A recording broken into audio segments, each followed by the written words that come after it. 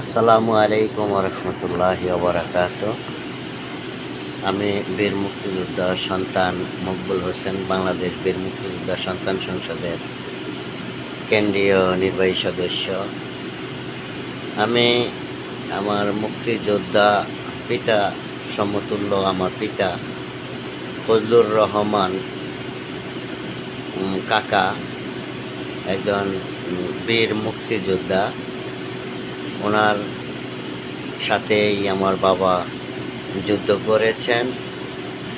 বলে গিয়েছেন যে বীর মুক্তিযোদ্ধা ফজলুর রহমান কিশোরগঞ্জ। আমরা চাঁদপুর থেকে তাদের সাথে যোগ দিয়েছিলাম। পরিচয় দিলে চিনবে, আমি সেই চাঁদপুরের বীর মুক্তিযোদ্ধা তাজুল ইসলামের সন্তান। আমি ফজলু কাকাকে অভিনন্দন জানাই। ও রিমি ফারহানা, উনি একজন বীর মুক্তিযোদ্ধার সন্তান হিসেবে উনিও বিজয় হয়েছেন।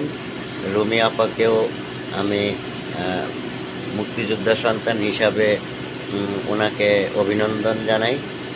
আগামী দিন আমাদের এই বাংলাদেশকে সর্বোচ্চ সুন্দর ও পরিপাটি সুন্দর একটি বাংলাদেশ গড়ার লক্ষ্যে সকলে কাজ করবেন আশা করি। আমাদের মুক্তিযোদ্ধা পরিবার ও মুক্তিযোদ্ধাকে স্বাধীনতাকে রক্ষা করার জন্য আমরা যার যার অবস্থান থেকে সঠিকভাবে এই বাংলাদেশ থেকে রাজাকার আলবদর মুক্ত বাংলাদেশ চাই। আর কোনো সময় যেন এই রাজাকার আলবদর কোনো সময় যেন এই বাংলাদেশে মাথাচাড়া না দিয়ে উঠতে পারে, এই লক্ষ্যে আমরা কাজ করব। ফজলু কাকার বক্তব্য আমাদেরকে উৎসাহিত করে, রুমি ফারহানার বক্তব্যকে আমাদের অনেক মনের মধ্যে অনেক উদযাপনা করে।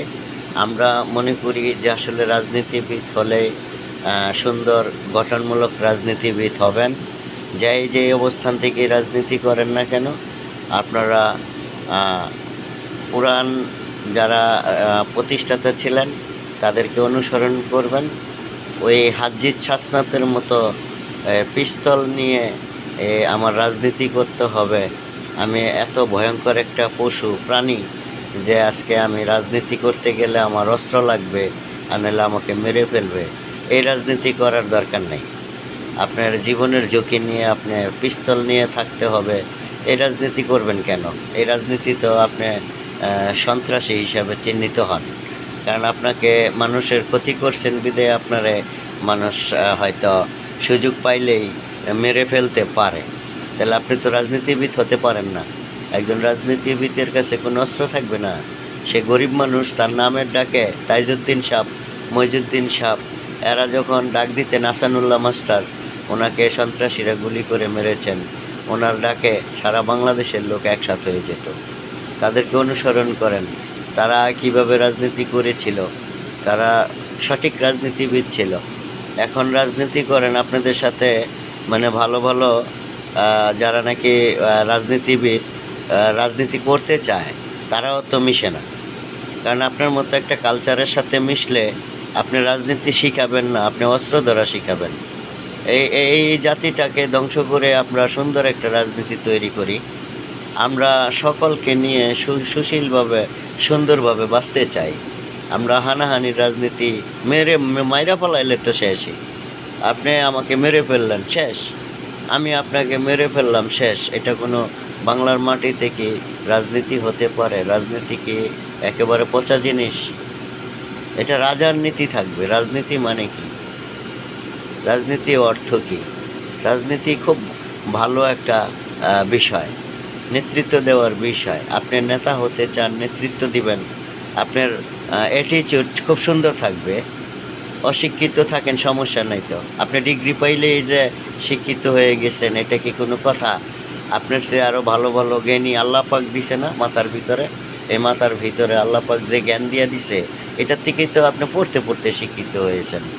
আপনি নয় পইরা শিক্ষিত হয়েছেন, আর আমরা পড়ি নাই দেখে কি আমরা কি একেবারেই বোকার স্বর্গে বাস করি? আমাদের কাণ্ডজ্ঞান আছে না? আল্লাহ পাকের শিক্ষা দেওয়ার ব্রেন আছে না? আপনারা নিজেদেরকে অনেক বড় মনে করবেন না, অনেক শক্তিশালী ব্যক্তি মনে করবেন না, ক্ষমতাশীল ব্যক্তি হিসেবে চিহ্নিত হবেন না। তাহলে সমাজ থেকে মানুষ আপনাদেরকে ঘৃণা করবে। আমি চাই যে আমি আমার অবস্থান থেকে যে আমাকে একটা পথের ফকির ভালোবাসুক, একজন ভিক্ষুক আমাকে ভালোবাসুক, একজন রাজা ভালোবাসুক, একজন এমপি মন্ত্রী আমাকে ভালোবাসুক, আদর করুক, সোহাগ করুক, আমার সাথে ভালো আচরণ করুক। আমি তার সাথে ওইভাবেই কথা বলবো, ওইভাবেই ওনার সাথে আমি চলবো, যাব। তা আপনাদেরকে আসলে এই যে কিছু কুলাঙ্গার এই কোমলমতি ছাত্রদেরকে ভুলিয়ে ভালিয়ে আজকে রাষ্ট্রটারে ক্ষতিগ্রস্ত করেছে। এই যে এবার তো জাতি বুঝতে পারছে যে রাজাকারের ভিতরের থেকে কিভাবে এই রাজাকারের বিষ আইসা বাংলার মানুষের সাথে মিশে তারা আজকে কোটি কোটি টাকা আত্মসাৎ করে অনেক কোটিপতি হয়েছে। তাদের বিচার বাংলাদেশের মাটিতে হবে, এটা সত্য। বাংলার মানুষ দেখবে আসলে এই রাজাকার বাহিনীর ভিতর থেকে কিভাবে মানুষের কাছে ছদ্মবেশে এসে এই বাংলাদেশকে ক্ষতি করে আবার তারা ছদ্মবেশে পালিয়ে যাবে। তারা পালাবে, তারা থাকবে না। ক্ষণিকের জন্য এসেছে, ক্ষণিকের জন্য কিছু সম্পদ নিয়ে চলে যাবে, এটাই বাস্তবতা। আর স্বাধীনতা ৭১, পৃথিবী যতদিন বেঁচে থাকে স্বাধীনতা বেঁচে থাকবে। এই লাল সবুজের পতাকা হয়তো বেঁচে থাকবে, এটা খামচে ধরেছিল শেষ করে দেওয়ার জন্য। আল্লাহর রহমতে হয়তো আল্লাহ পাক সহায় আছেন। ৩০ লক্ষ মা বোনের শহীদ হয়েছেন। এই ৩০ লক্ষ মা বোন যারা শহীদ হয়েছেন তাদের আত্মার দোয়ায় এই বাংলাদেশ হয়তো একটু ভালো অবস্থান পেয়েছে। আর ২ লক্ষ মা বোনের সঙ্গমে যে এই দেশ পেয়েছি লাল সবুজের পতাকা, আমরা মুক্তি পরিবারের সন্তান হিসাবে আমরা চাই এই দেশটা সুন্দরভাবে পরিচালনা করব। যে রাষ্ট্রপ্রধান হবে তার মনোযোগ আকর্ষণ করছি, আপনি আপনার অবস্থান থেকে কাজ করে যান, সকল স্বাধীনতার পক্ষে আপনার পক্ষে থাকবে। খোদা হাফেজ। সকলকে ধন্যবাদ জানিয়ে বিদায় নিচ্ছি। জয় বাংলা।